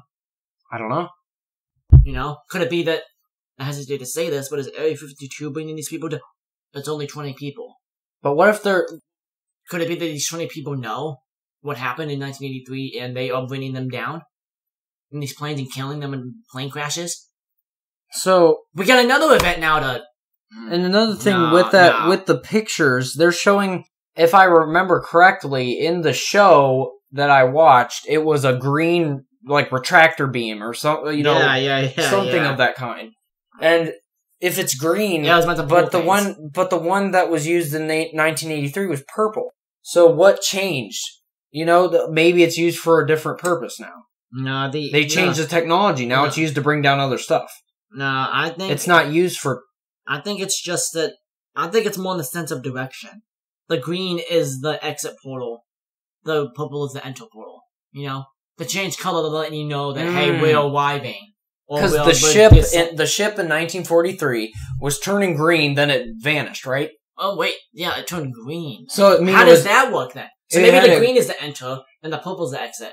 Then, because remember the purple was exiting its location in 43. Entering, it was turning green. Oh, good God! Good almighty! Oh, what? I'm confusing myself with the entering and exit. No, okay, here's what we know. Push, not pull! Right, exactly! Jeez! Help us out! Oh. No! Gosh, jeez. No, why? I'm stuck on this. Oh my gosh. The real question is... What happened? Exactly! Oh my gosh. Oh my gosh. Hey, what happened? That's what I'm asking. Oh man, yeah. Oh yeah, we love this. This is the soundboard we've been using. It's amazing. Yep. We're probably gonna start using these, huh? In our podcast. This is amazing. Anyway, besides that though, yeah, seriously, oh my god. So, okay, 2000s, 80s, 40s. 2000s, 80s, 40s. 2000s, 80s, 40s. Okay. Passage of time. Maybe if we find out what they were doing in that passage of time, we can figure out. Maybe. Yeah. Okay, oh my god. There's no way to really put closure on this, is there? No, there isn't.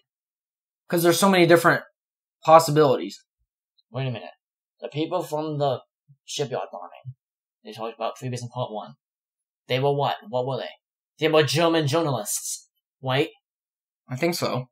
And we said with the Philadelphia Project, Germany was adopting the cloaking technology. Yeah. Could it be that these people were investigating that? They were investigating in Germany's picking up on new technology that's been stolen from the Americans. You know? Yeah. And they were affected. And the lady was in the 40s too. So maybe she was the wife of Al, or her and the child was a wife of... I don't know about that one. I'm just trying to piece together all these events from part 1 too. Like we said, during the time the beam was traveling to go hit the ship, it affected other things. You know, it hit it's branched off, like, you know how lightning branches? Yeah. Well, that's exactly what happened. It branched off and started its butterfly effect. It branches off and hits other objects, affects other things. Yeah. That's exactly what's happening. That's how we get time slips. Yep. It started in 83 with Montauk, but other than that, we don't know what happened. We don't know. All we know is that there was a catastrophic failure in 1983.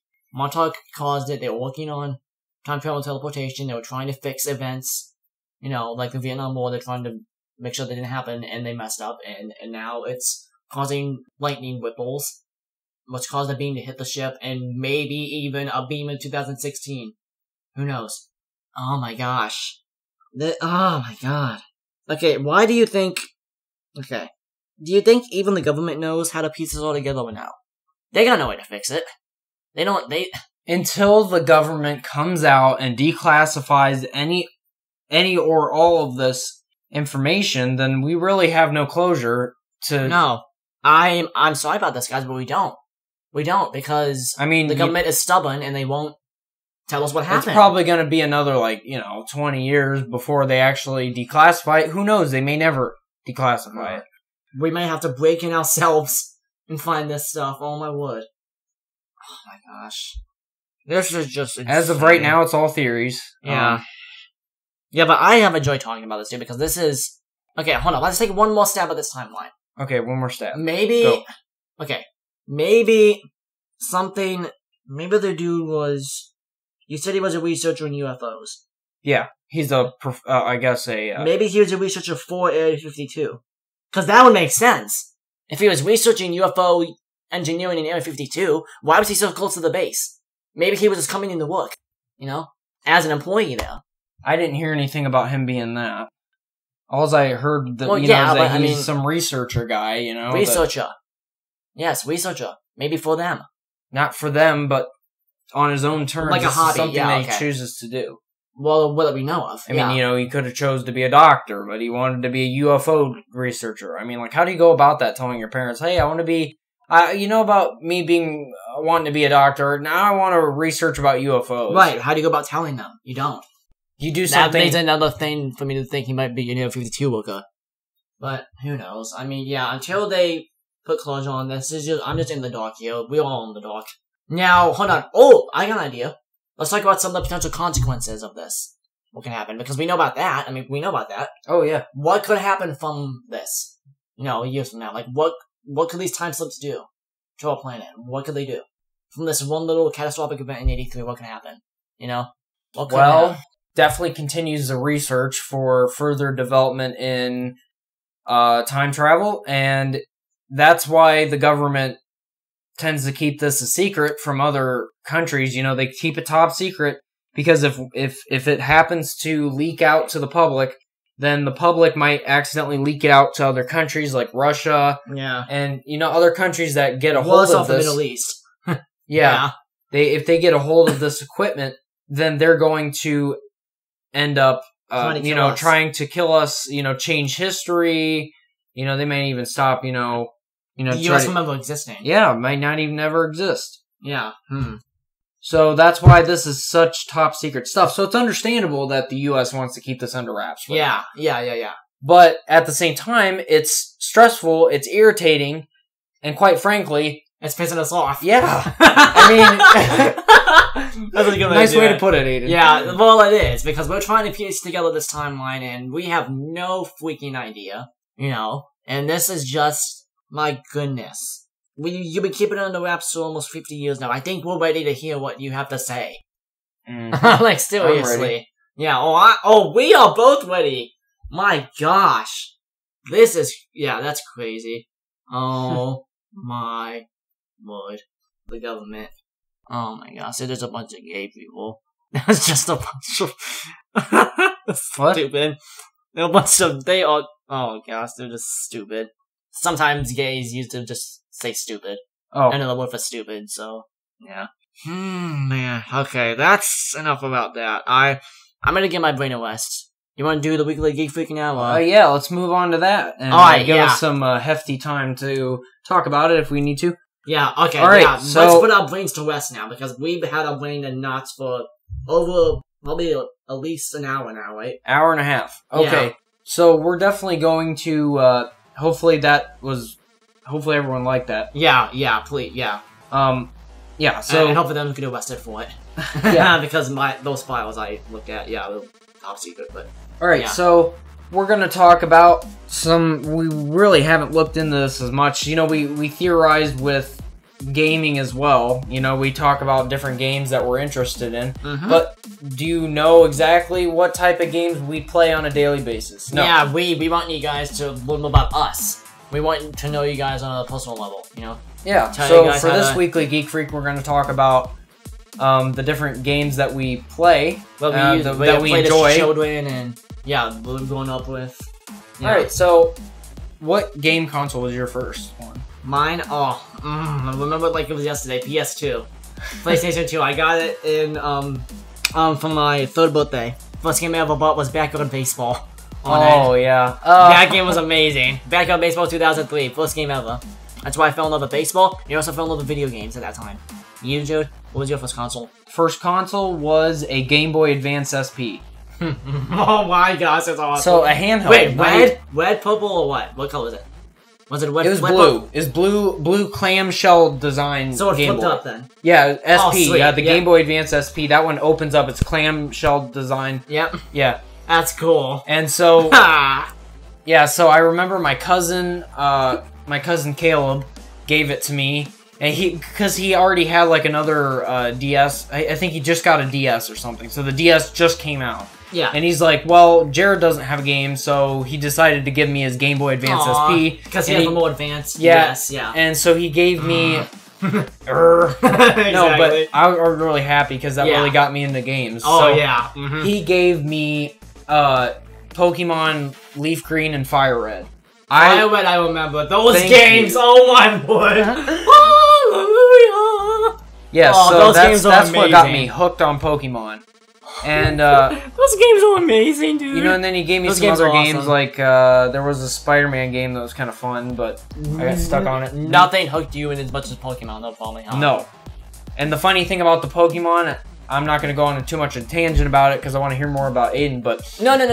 Do going off on a tangent, please. So, you know, when I first started the Pokemon game, I didn't know how to save the game. Oh, I would, Jared. That's right! Oh my god. So I, oh my word. So I had to keep restarting the game. And I'm like, so each time oh my gosh. So each time I started the game, I picked a different starter. You know, so there's Bulbasaur, for the people who don't know. There's Charmander, Bulbasaur, and Squirtle. So each time, I'm like, well, okay, so I failed to figure out how to save the game, so I might as well pick another Pokemon. So eventually, I asked my friend Brandon, I'm like, how do you save the game? So I'm like, how do you save the game? So eventually tell me, it was simple as pressing the start button and then scrolling down, press the save button. So I was that immature. I was immature. I'm sorry. You suck.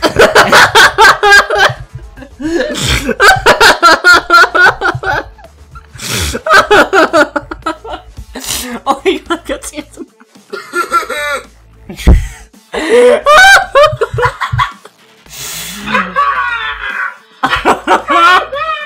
Oh my god, that's hilarious, dude. Wait, you just had to scroll down to the freaking save button. Yeah, so that was a simple fix there. Oh my god. But oh my word, that is amazing. Yeah, but anyways, long story short, I got Charmander as my starter, so that was my fave to go to. Awesome. Oh my god. Mine's even worse. Okay, so what embarrassing story with your... My save, I actually had to have a memory card. This is even worse. Wait, is it like too big of a game, or what? No, the PS2s had to have a memory card slot in order to save the game. Huh. So I had to drive my ass out to a store to actually save the game. I had to actually drive to a Best Buy, get a red... I remember getting this, too. It was amazing. Drive my butt out there. Well, Mom found me because I was 8 years old. Drive my butt out there, get an 8GB red PlayStation 2 card, shove that thing into the system, and that's how I saved my game. Yeah, wow. Oh. I spent weeks trying to get that. I saved up all my money to buy that memory card. Yeah, nowadays you don't have issues with memory normally. Oh no, it comes on the system now. Yeah, you get like, you know, a system with like 2 terabytes or something of storage. Just like, I just had to drive my butt up to a store. That was worse than you, Joe. You just had to slow down for this. I had to drive all the way to a store to save my game.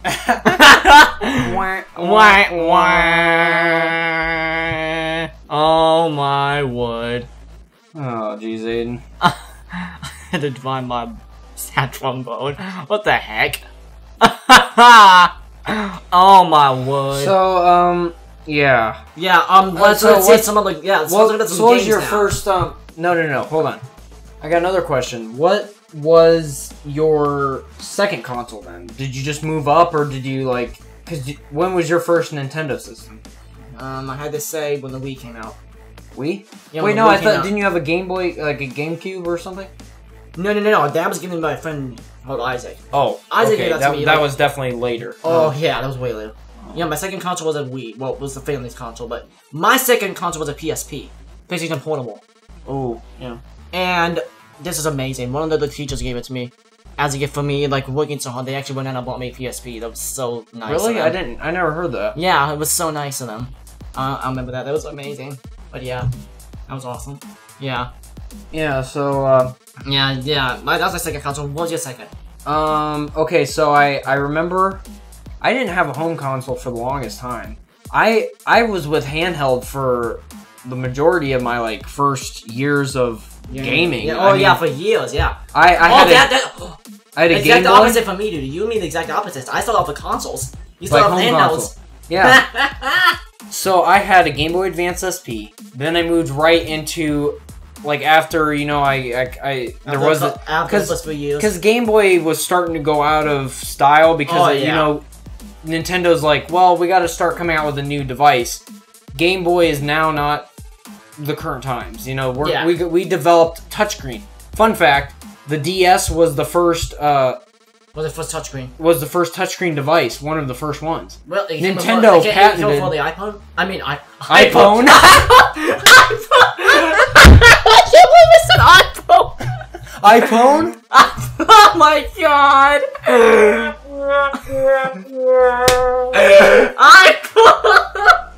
iPhone. Fine, I'll just say Apple. Apple didn't patent it then? No, Nintendo patented the touchscreen. It was it wasn't like a multi-touch screen, like, you know, like the iPhone. Now you can, like, zoom in with your fingers. Oh my god. You know, but it was iPhone. But it was they patented it's like, you know, the touchscreen on the DS is a little bit different than, like, a touchscreen on an iPhone. Yeah. You know how it has, like, that fabric-y type of touchscreen? Yeah. You have, like, a stylus? That was patented by Nintendo. That was the first, basically the first touchscreen. So the Apple Pencil ripped off the stylus from Nintendo then? Huh, because the Apple Pencil, they use it for the iPad. But the Apple Pencil is a little bit different because it's actually, like, you can put your hand down on the touchscreen and it doesn't draw with your, like, palm or something, you know. Say your palm's like, this is the screen here. Oh yeah, with the DS they did that, didn't it? Well, you didn't really have a big screen to worry about because it was usually pretty small. But oh my god, PictoChat. Do you remember PictoChat? That was fun. Oh my god, that was my first... Oh my gosh, that was my first social network. Yeah. Before Facebook and Twitter and stuff. Yeah, oh my god. And it was just local, so it was like, you know, nothing online. It was just between friends. That was my first social network, was PictoChat. And on the DS. We'd normally memories. Because it is technically a social network, is it not? Yeah, because it's, I mean, a very small social network. Yeah. But yeah. It is a social network nonetheless, yeah. So you can go, like, in another room. You know what we'd usually do? One of us would be in one room, and then the other would be at the other side of the house. I remember doing this with you, dude. I was doing this with you, do you remember? Yeah, I think it was got a when you DS spent the Lite. night at my house that one time, and we were like, oh yeah, it was fun. That was so fun. We need to do that again. I know we're like 19, but still, we need to do that again. That was fun. Yeah. That was really fun. We watched Kung Fu Panda. Remember? Oh yeah. We stayed up. It's Kung Fu Panda. That was funny. Oh, that was awesome. So and then you farted in your bed when we were trying to go to sleep. We went out of the big. yeah, that happens sometimes. And you and me were dying laughing for the rest of the whole freaking night. And I smelled it from. Okay, Jared's like has a bunk, right? Mm-hmm. So you farted from up there, and I could smell it all the way down to the bottom bunk. I was like, dude, are you serious right now? Why did you let out that stank? Oh my gosh. And so, Oh, my yeah, word. so I didn't. Sorry, no, I think my first, home console was the Wii. That was The Wii- my first one. Because I didn't know anything about Nintendo GameCube. Yeah, Nintendo, yeah. I didn't know Yeah. anything about that stuff, or the NES. But mind you, that was like 1980s. That's stuff. what my dad bought. That was my dad. That was my dad's first gaming console. Yeah. That was his. See, what was your dad's? Do you know what your dad's was, or your mom's, or See, were they really into games or no? No, they were too. They didn't grow up with that. Okay. Really. Okay. Yeah, because like my family for the longest time was not very high tech. Yeah, more game free. It was more. We weren't really in touch with the technology now. Nowadays, but you want Amish, but no, I mean- no, I'm not trying to say I'm Amish. What I'm trying to say is that I didn't have or Amish, as some call them. See, I didn't have a cell phone. I didn't have like a laptop. I didn't have any real gaming console. The only gaming console, I guess in quotations you can say, is like a plug and play. Where you plug it into the TV and you have like a couple of games you play. The only solid-state gaming console I had was a leapfrog pad. Oh my gosh, Aiden. That was 4 years old, okay? I'm pretty sure almost all of us at one point had a leapfrog. You remember those, right? Like those green gaming pads and Yeah. you would, yeah. I had a leapfrog too. Yeah. I'm not gonna lie. Definitely. Oh, but we played Spider-Man on that thing. anyways, That was a story thing, but oh my god. Anyway, besides that. So Oh, what? gosh. So what was your? Well, we could talk about some of the games too. What games really stood out to you over the years? Like out of all of them. Oh my god. Okay, because there's a lot that you can think about, but Portal 2, one of them. PS3. That game made me cry. That game made me cry. The dude, you all know his name, Wheatley. Blue-eyed robot. Oh, yeah. He turns evil and he, yeah, messes everything up. Also, very recently, actually, The Last of Us. That game stood out to me. Just made me cry, made me bawl my eyes out at the end, that ending. Remember we talking about that ending? Saving the girl from the hospital and stuff? Oh my god, that made me bawl my eyes out. Because it ends on a lie. Like, it ends with the guy lying to her. oh, Yeah, this is messed up. spoiler alert. Yeah, hey, you've had since 2013 to play it, so, yeah. Also, my very first racing game, because I love racing games, Need for Speed. That stood out to me. Oh yeah, Need for Speed. I've enjoyed that too. Yeah, but not Paradise more for me, but yeah. Okay, so what game stood out to you, Jared? Well, definitely Pokemon. I'm gonna say yeah. that. Oh, yeah. Pokemon, Because you gotta catch them all. gotta catch them all, boy. And, Smash Bros, that has been that has been like one that staple. stuck with me. Yeah, staple. Mario Kart. Mario Kart Wii. I've Mario Kart had Wii. so many fun memories of Mario Kart. Oh my god, the mall. I played that mall level so much. And the Coconut Mall, I even remember Coconut the name Mall. Oh yeah.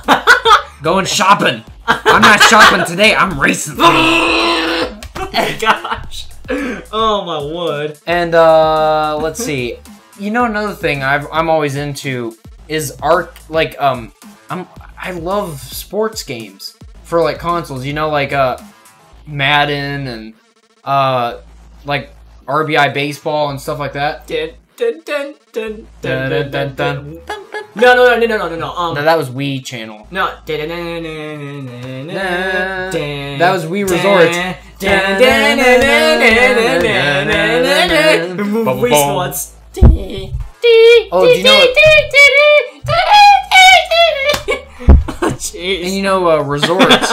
Do you remember Wii Sports Resorts? Sword fighting! I always would do that with... You had to have Wii Motion Plus for that, though. Yeah, which I actually spent the money for the Wii Yes. Motion Plus, because I'm a Nintendo That was the geek. first game with motion! That was the first console with motion, I forgot that. The Wii was the first motion console, wasn't it?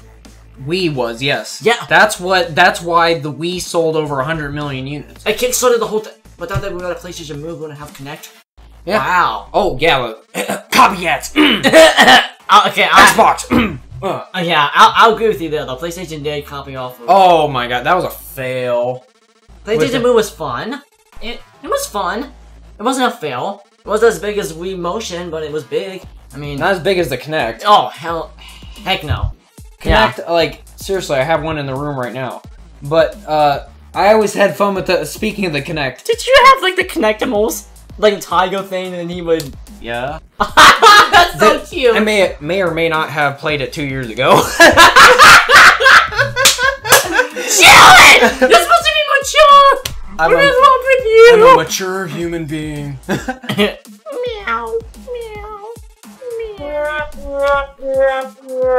Yeah, Jared, good job, man. Okay. No, but in all seriousness, that is a fun game. That's a really but fun game. if Kinect Sports is like matches, it almost matches up to the Wii Sports, but not quite. It's Wii Sports on drugs. Because more realistic graphics, more... Well, the funny thing is... The boxing on Kinect Sports. Aiden, it's anything but realistic. Here's the thing. The glitches! There's more glitches in that than there is Wii Sports. Because... seriously, we gotta play it if we have time after the podcast, but... Oh my god! What you'll do is you'll end up, like, throwing a disc, you know, and, like, discus. Oh, so you'll discus, throw okay. it... I almost threw my arm out with, like, because I didn't stretch or anything. So I threw it with all my strength, and it went right into the ground, like, right in front of me. I'm like, are you serious? The effort that I put into it. Oh my god! That's why the game got such low reviews. It got low reviews? Oh. I had 3.0! I love that game. I give it a 9.5 out of 10. Oh my god! I can't take this clip. Oh my gosh, I can't take this. This is amazing. You know the effort he put into it? Yes, and it goes. Or sometimes I impale somebody with a, with the discus or pole vaulting kind of. Oh my! I don't even know. I'm not an Olympic guy, but it's really fun. You impale someone. And then you look How like the heck does that work? In the Kinect. Hold on, go back. Let's go back. How the heck do you impale someone at pole vaults? I would love to see that in real life. You know, like in Wii Sports, when you bowl and then the ball goes behind you, go, whoa! Oh my god! Can you imagine? No, Can you imagine if it was a real life sport? Whoa! No, in the actual Olympics, a discus. What if in Rio? Exactly what that is. No, but seriously, Jared, this will get you dying, dude. Can you imagine in Rio, 2016 in real life, a discus throw? They put a lot more effort than even you did, and it just goes like 2 feet. and it just like a 0.5. And you know what? You want to know something funny about the Kinect? The Kinect is the king of making you look like a doofus. Oh my god! I know you're in the room. Can you imagine Just Dance on that? I mean, you look like a doofus doing like these dance moves. Like it's not even close to what it should look like. At least with the Wii, you have a controller, so you have an excuse. You know? Yeah, but you look like a doofus because you're flailing your arms around. I mean, it's like.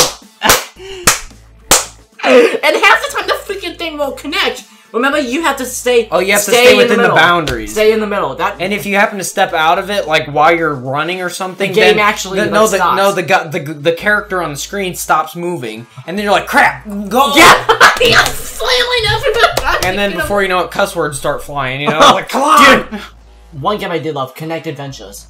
What, like the rafting? Oh, that's fun. Did you play that? Yes. Did you play it? Oh my god, the waterfall part. That was awesome. Oh, do you like the dodgeball where you're supposed to like? Yes! Where you're supposed to hit, like, well, it's not really dodgeball because you're supposed to hit the ball, but you know, you're not cricket, but like with your hands and arms, like you're supposed to block it and then keep it hitting the targets. Remember, it bounces around and hits the target, so you get points. I think you're thinking of handball. Whatever. Yeah, whatever it was. Yeah, that was fun. But anyways, so back with the games and stuff. One of my favorite games. I don't know. I have an addiction with baseball games. You know, like I like. You just have an addiction with baseball entirely, dude. Yeah, I know. Like I love playing even mobile games, like the mobile baseball games. Those are in high school, dude. We used to high school was that long ago. We're talking like it was 20 years ago, but yeah, like take turns playing, back and forth. Like I'll take my turn playing my turn, my 3. Yeah. Okay. Yeah. Yeah. But anyways, yeah, I always had fun with that. Last day of school, that's what we spent our time doing, dude. Yep. Oh my gosh, it was awesome. It was amazing, man. High school was crazy, but I had so much fun with it. Do you have any other games that you really remember from your childhood? Okay, well, anything that had Mario with it is my thing. My first ever Mario game was New Super Mario Bros. Wii. And even my parents got addicted to that game. They stayed up till like 2 in the morning playing that game. Actually, they told me they beat Bowser and everything. Oh my gosh! Yeah, my parents were addicted to that game. Do you know how that was flying off the shelves when New Super Mario Bros. Wii came out? Because Aiden, if I remember correctly, it was a long time since the last Super Mario Bros. It was like a Metroid game. It was like Metroid. Yeah, at the time. Now it's like, well, okay, if another one. Year, now it's kind of getting old. But no, it's not getting old. They always come out with something new. Like Mario Odyssey was amazing. No. Mario Odyssey was like Mario Galaxy on steroids. That was stellar. Well, I really do wish they made a Galaxy 2. That'd be amazing. Well, they already have a Galaxy 2. They had a Galaxy 3, right? Or, no. Oh, they Galaxy 3. They need to make a Galaxy 2. That would blow my freaking mind now with the graphics and stuff. Oh my god. Can you imagine? Yeah. What if at E3? If they reveal Mario Galaxy at E3, I'm gonna like, scream my nipples off. How does that work? I'm just exactly. Oh my. You better cut it out right now or I'll pound you. That's totally proud. Oh my word, that's awesome. You better cut it out right now or I'll pound you. Oh jeez, that's awesome. Yeah, so yeah, seriously though, if they release Mario Galaxy, that'd be amazing. Like just the logo, that's all you have to do. Like with Metroid. But still won't come out! Metroid Tennis! Come on! How dare you bring that up again, Jared? That was our second podcast, what are you doing? Jeez. Oh my word. What are you doing? Stuff, obviously. Oh my Making word. myself look like an idiot. Wah.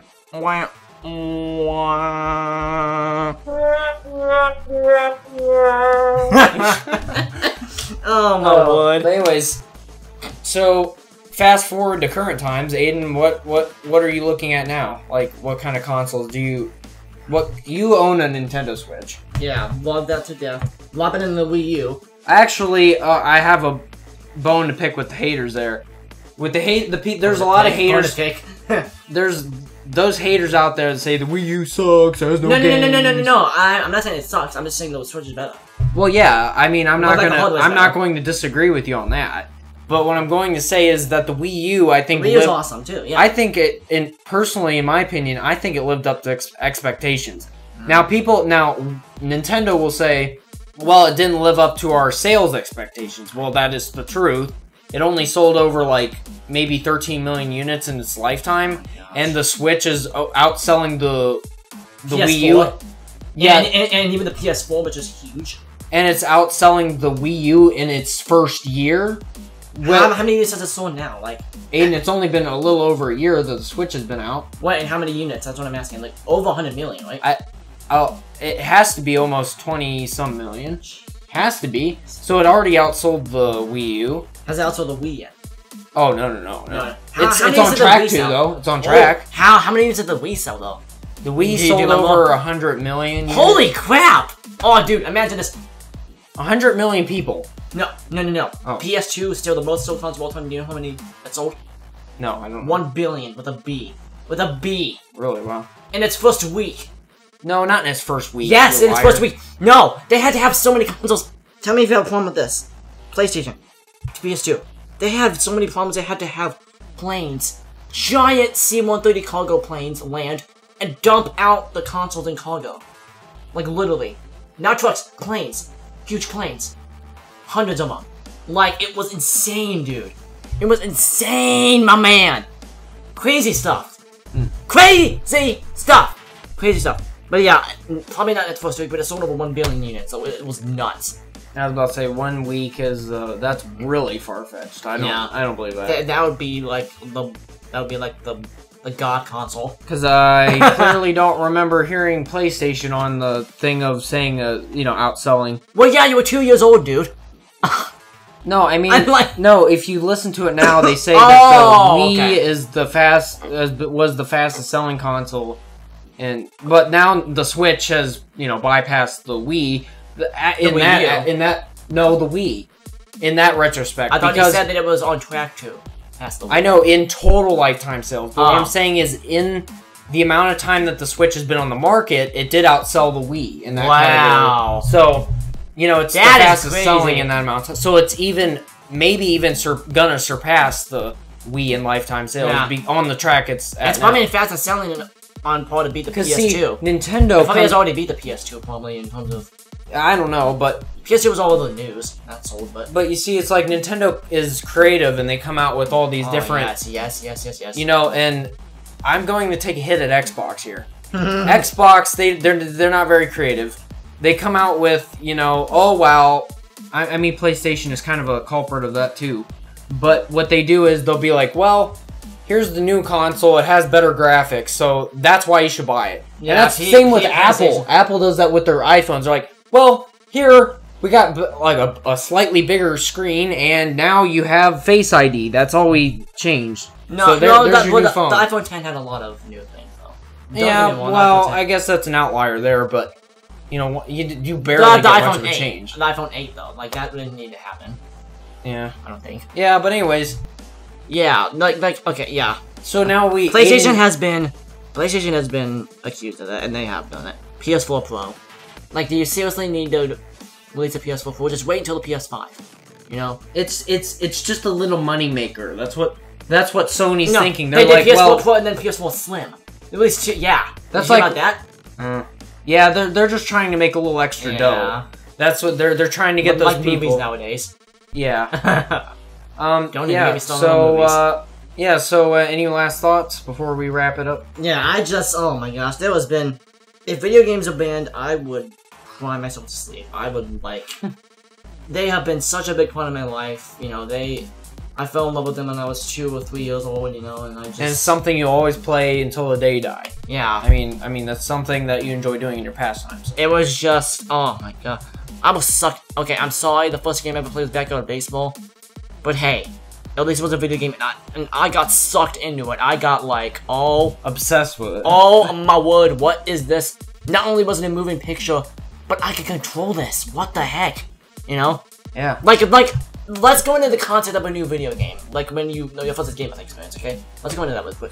You're probably thinking, probably before you just watch TV, right? Yeah. So you can't really change the outcome of anything. But when you load up your first video game, I can make him move, And I can change the outcome of what, his fate, basically. I can decide his fate. Yeah. I can move him, I can make him jump, I can make him talk, Like, that was insane for your first time, Yeah.